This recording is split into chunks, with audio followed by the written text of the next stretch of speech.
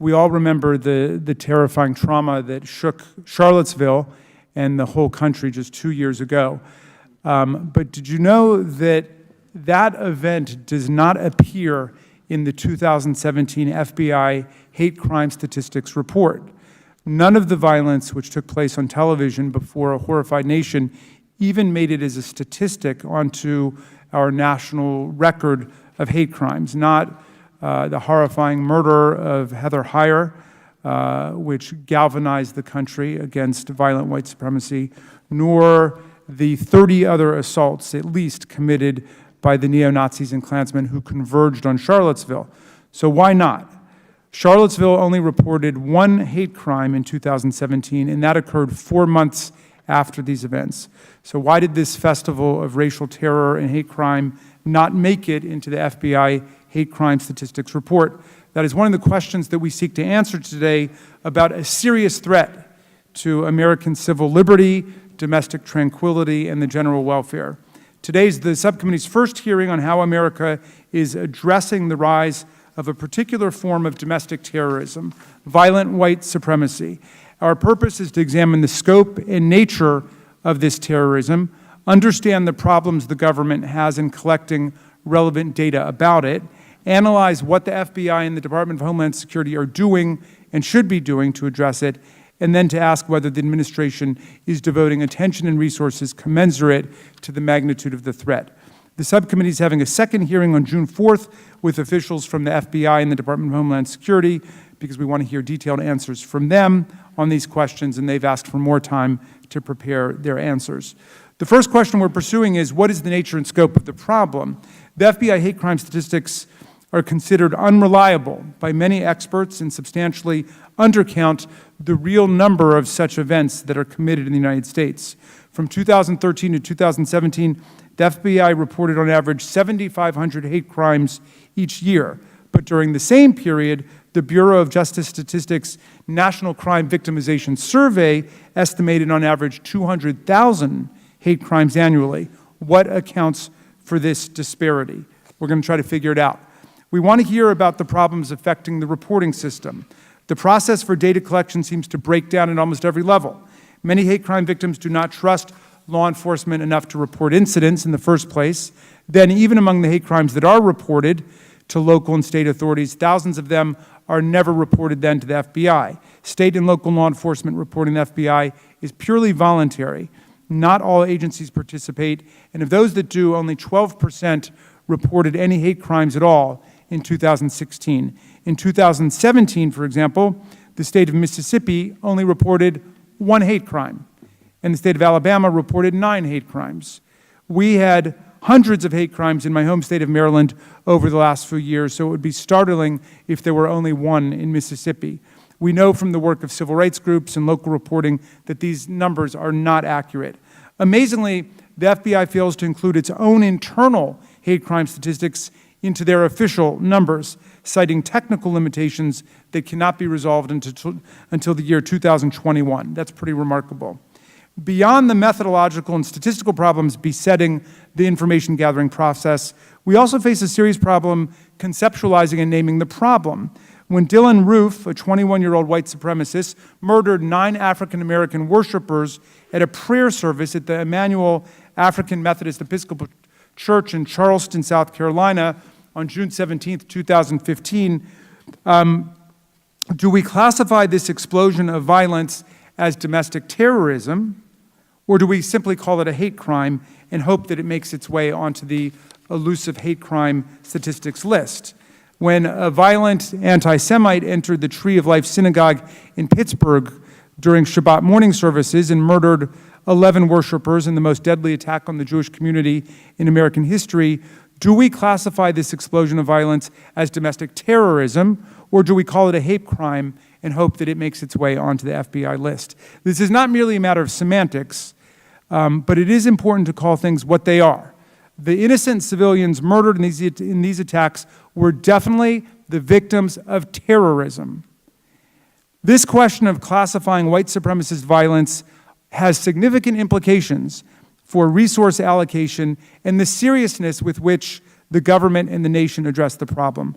The FBI calls protecting the United States against terrorist attacks the Bureau's #1 priority. FBI policy instructs agents to open a parallel domestic terrorism investigation whenever a suspect in a hate crime has a nexus to any type of white supremacist extremist group, but often this step is never taken in practice. It is very important that we develop objective categories and definitions so our classification of events has coherence and integrity to it. The FBI called the December 2nd, 2015 attack on the Inland Regional Center in San Bernardino County, which killed 14 people, domestic terrorism. And definitely it was. The FBI called the June 12, 2016 Pulse nightclub mass shooting in Florida, which took the lives of 49 people, domestic terrorism. And definitely it was. But the FBI did not call the deadly white supremacist attacks and mass shooting at the Mother Emanuel AME Church in Charleston or at the Tree of Life Synagogue domestic terrorism. It did not call the deadly violence that took place in Charlottesville domestic terrorism. But why not? Surely it cannot be because the perpetrators in San Bernardino County, Syed Rizwan Farouk and Tashfeen Malik, were non-white Muslims, and that the perpetrator in Orlando, Florida, Omar Mateen, was a non-white Muslim, while the murderers in Charleston, Pittsburgh, and Charlottesville were Dylan Roof, Robert Gregory Bowers, and James Alex Fields, all white males. This kind of categorization would obviously violate our essential constitutional values. The racial or religious identity of the perpetrator cannot define the character of the crime. All of the victims of all of these crimes perished because the killers wanted to destroy lives based on their racism, homophobia, religious hatred, or other forms of group bias. Surely all of these victims died in terrorist violence. But then what explains the FBI labeling the San Bernardino attack domestic terrorism, but not the attacks in Charleston, Pittsburgh, or Charlottesville? Whatever its cause, this dilution and disorientation of the concept of terrorism has important resource and budgetary implications. According to the Anti-Defamation League, Islamic extremism, which the FBI classifies as a form of international terrorism, was responsible for 23% of the extremist murders we saw in the U.S. from 2009 to 2018. Far-right extremism, or what the FBI at least theoretically classifies as domestic terrorism, was responsible for 73% of the fatalities caused by extremist violence during that same period. Yet the FBI devotes its resources almost exactly backwards to these proportions. The FBI apparently spends 80% of its resources addressing international terrorism in this field and only 20% addressing domestic terrorism. Why is that? Despite all of the problems causing the undercount of white supremacist violence, the data still shows us that hate crimes are sharply on the rise. Last year, the FBI reported over 7,000 hate crime incidents in 2017, a 17% increase from the prior year and a 31% increase over 2014. During those same 4 years, hate crimes against African Americans rose by 20%. Anti-Semitic hate crimes rose by 35%, anti-Latino hate crimes rose by 43%, and anti-Muslim hate crimes rose by 44%. The Trump administration is not correctly naming the problem, and it is not aggressively addressing it either. The Department of Homeland Security appears to be mismanaging the available resources. The administration dismantled DHS's infrastructure to counter violent extremism and white supremacy. Under the Obama administration, the department created an Office of Community Partnerships, which administered grants to local community groups and partnered with law enforcement. Partnerships with local groups is considered by experts to be an extremely effective way to prevent radicalization because many communities do not trust local law enforcement. The Trump administration rescinded the grants awarded to organizations working to counter white supremacist extremism. Recent news reports indicate that after this year, DHS will dismantle the grant program altogether.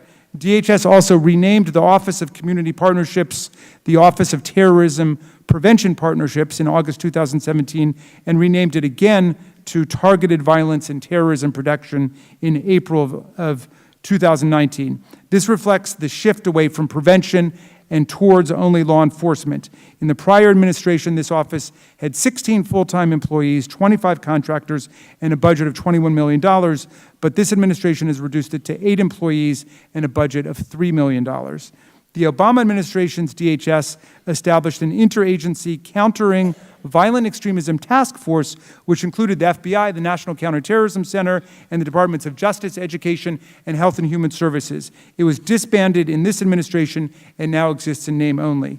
Recently, it was reported that the Department of Homeland Security's Office of Intelligence and Analysis disbanded a group of analysts focused on domestic terrorism, which reduced the number of analytic reports on white supremacy. Step by step, DHS has simply dismantled the infrastructure necessary to counter the threat precisely at the time when the threat is growing to levels we have not seen in many, many years.